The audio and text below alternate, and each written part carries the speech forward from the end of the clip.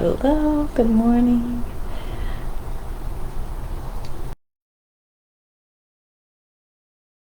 You are Proverbs. Getting into Proverbs this morning. Thanks for being patient with me. We're almost done with the book. We'll wrap this up as soon as we can. But we are on part 4 of Proverbs. And to intro this, we'll have the quote as usual. It says here, "Child, do not throw this book about. Refrain from the unholy pleasure of cutting all the pictures out. Preserve it as your chiefest treasure." And this is Hilarre Belloc, 1870 to 1953, from the Bad Child's Book of Beasts. And it's a dedication as well. So I actually didn't look up this book. It sounds actually pretty interesting. Bad Child's Book of Beasts. Looks like it's dedicated to a child's book. But we did talk about this, right? Keeping your child from the unholy and the unpredictable and the misery and the pain that they might feel. It's very important. It is the parent's duty, it's their responsibility at the end of the day to make sure that the child is reared correctly and grows correctly and is pleasing to not only their parents but everybody else in the community as well. So this book here is dedicated to a bad child. But with that, we also have Proverbs, which is also really dedicated to a child. It's Solomon's wisdom, perhaps directed to, the average Joe, but also to the youth as well. He's trying to teach the youth lessons, and he does so by stringing together these proverbs of just small lessons that he's become aware of and familiar with and had the experience to be able to share. So this is where Proverbs is coming from. We are to learn lessons and, not to cut any of the details out, but Proverbs is hard to read, okay? It can stir up a lot of guilt. It can stir up some shame.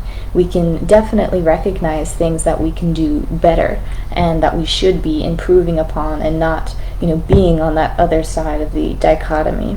So with this, right, we want to recognize the things that we need to work on, and the best way to combat this and be on the correct side of the dichotomy is to ask for forgiveness from the Lord.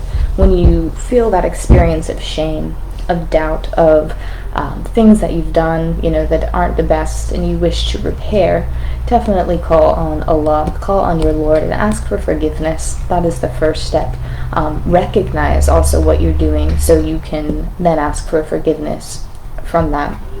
And then once you do that, you focus on the good side of the dichotomy. You think about how you can improve, and you focus on that. You dwell on that. You don't dwell on the negative. Once you seek forgiveness, it's done. You don't have to think of that thing ever again. So personally, a practice that I've been trying and working on, and as memories come up, as things that I think about that make me shameful, that make me uncomfortable, simply ask for forgiveness from none other but Allah. It's the best thing that you can do, and it all goes behind you. This one is to ask for forgiveness. Excuse me. I don't know why being bad.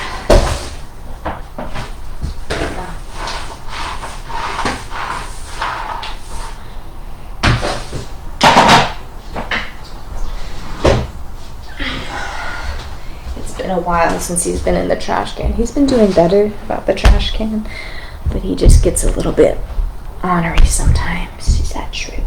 Is that true? Let us begin in calmness.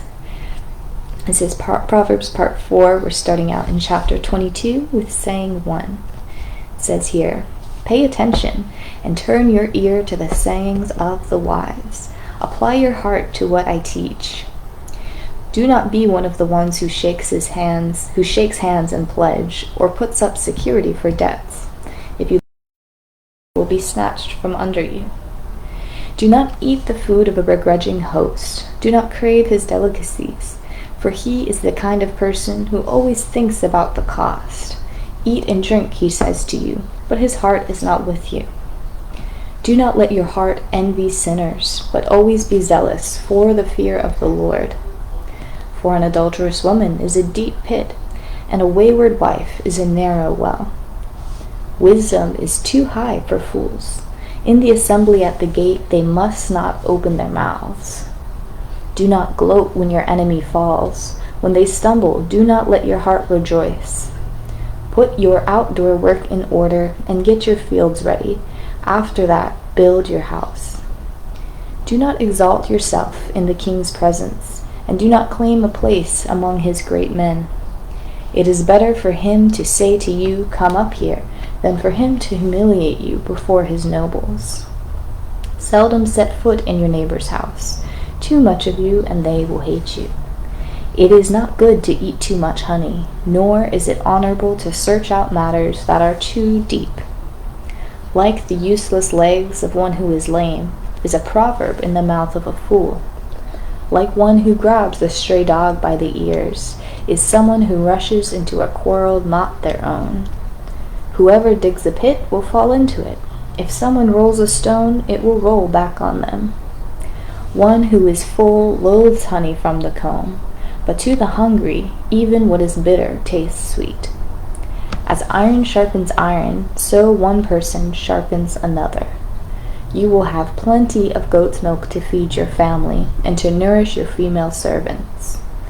A discerning son heeds instruction, but a companion of gluttons disgrace his father. Anyone tormented by the guilt of murder will seek refuge in the grave. Let no one hold them back. Those who give to the poor lack nothing, but those who close their eyes to them receive many curses. The righteous care about justice for the poor, but the wicked have no such concern. Discipline your children, and they will give you peace. They will bring you the delights you desire. The righteous detest the dishonest. The wicked detest the upright. All right. So this. All right. That is the end of this section of Proverbs. We have different sayings that are numbered, and then we have some after this that are unnumbered, but they do jump around quite a bit, right? It covers one topic and then goes on to the next without having much of an explanation or details about what else we can do to cure ourselves of our faults, but it just tells you as it is. This is this way and this is this way. All right, so that's where that pick a side, choose a side comes in, and it's very good to examine them. Don't shut these emotions out, or else they'll keep coming back and keep bubbling up again. Examine these emotions, seek forgiveness, seek repentance, if you will, to turn away from them, right? And then, that's how they get resolved. And then you focus on the good and the beautiful and the wisdom that is pertaining to you. So we'll leave it at this.